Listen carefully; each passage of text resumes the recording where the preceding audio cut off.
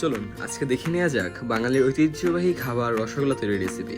তো প্রথমেই মা কিছু পরিমাণে দুধ প্রায় 2 লিটারের মতো জাল করে নেবে। প্রথমের দিকে চুলার জাল সম্পূর্ণটা বাড়িয়ে দিবেন, তারপর সময়ের পর্যায়ক্রমে কমিয়ে দিলেও পারবেন। তো সম্পূর্ণটা সময় আপনার এটাকে নাড়াচাড়ার উপর রাখতে হবে যাতে নিচে লেগে না যায়।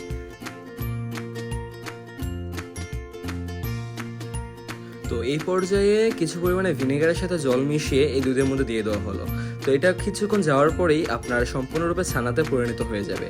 এইবার এই ছানাটাকে কাপড়ের মধ্যে ঢেলে ঠান্ডা জলে ধুয়ে নেওয়া হলো যাতে টক ভাব কেটে যায়। তারপর এটাকে একটি দরজার মধ্যে এভাবে ঝুলিয়ে রাখলেও হবে যাতে এ থেকে সম্পূর্ণ জলটা আলাদা হয়ে যায়। তো এই পর্যায়ে ছানাটিকে ভালোভাবে মেখে নেওয়ার পালা। আপনি হাতের তালু ব্যবহার করে এটাকে আলতোভাবে মেখে নেবেন, ঠিক মায়ের মতো করে। তো যেমন দেখতে পাচ্ছেন যে হাতের তালু ব্যবহার করে এটাকে ভালোভাবে মেখে নেওয়া হলো। এটা শুধু সময় লাগবে আনুমানিক 10-15 মিনিটের মতো, যতক্ষণ না পর্যন্ত এটা সম্পূর্ণরূপে মসৃণ হয়ে যায়। তারপর কিছু পরিমাণে ছানা হাতে তালুর মধ্যে নিয়ে গোলাকার করে বানিয়ে নেবেন। যেহেতু এটা রসগোল্লা তার জন্য এটা গোলাকারই করতে হবে। এইবার একটি ফ্রাই প্যানের মধ্যে জল গরম করে এর মধ্যে চিনি ও এলাচ দিয়ে দেওয়া হলো।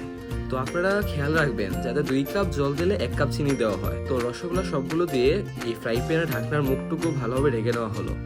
তো এই দেখতে পাচ্ছেন কিছুক্ষণের মধ্যে সম্পূর্ণ ফুলে যাবে। এগুলা 10 মিনিটের মতো লাগতে পারে সম্পূর্ণরূপে। এইবার জাল অফ করে এটা কিছু সময়ের জন্য রেস্টে রেখে দেবেন এইভাবেই, যাতে এটা সম্পূর্ণরূপে রসালো হয়ে যায়। এতে যেহেতু এক্সট্রা কোনো পাউডার দুধ ব্যবহার করা হয়নি তাই এর জন্য কালারটা একটু অন্যরকম হয়েছে।